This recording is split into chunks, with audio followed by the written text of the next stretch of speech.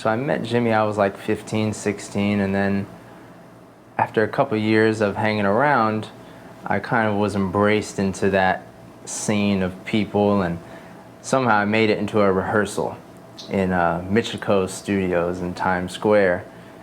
And I was sitting in this rehearsal, and actually Douglas Proviance, who helps Jimmy out a lot, he had asked me, he had said he may need me to play the whole rehearsal, which didn't end up happening.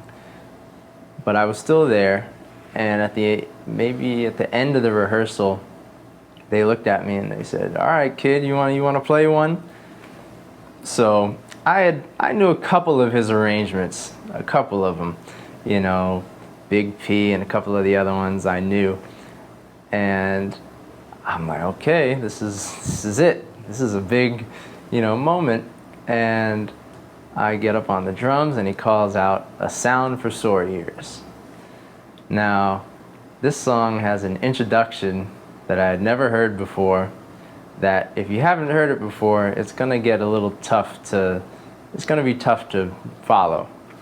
Because also Jimmy's conducting style is very unique, and it's not easy to get right away. So I'm playing, nervous, trying to read this chart over here, and Jimmy's over there, and we're playing this introduction, which is like this big kind of conducted rubato thing with some drum fills and like romantic classical music, really big, and the drums are you got to be right on it. So he stops the band, and he says to me, "Man, you're covering up all the sound." And I'm like, "Oh, I'm sorry." And then like the whole band's just kind of laughing at me. I'm like 18 years old at this point.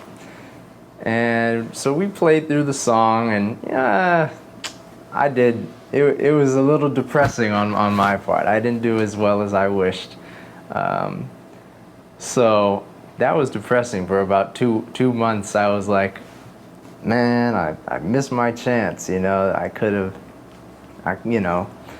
have gotten something out of that, and now he just thinks I can't play.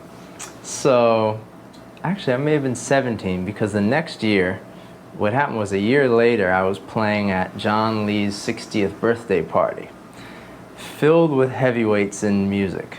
Frank West, Jimmy Heath, Paquito, all these people are there, so I'm playing there. And again, as a young man, it's very nerve-wracking to be playing around all these masters. And I'm playing, and I'm trying to just focus and do my thing. And out of all these people, we're playing, and I see Jimmy start like kind of running up to the bandstand with his digital camera, and he's pointing it at me, and he's like, "You got it! You got it! You can play!" And I'll never forget that image of him just with his digital camera pointing it at me, taking a picture, and encouraging me. After a year ago, he was like, "Hey man, you're covering up all the sound," So that was a really nice turning point. And a lot of those musicians were very supportive. Paquito was really cool. Frank West, all these people. So it inspired me to keep at it. And moments like those were very uplifting.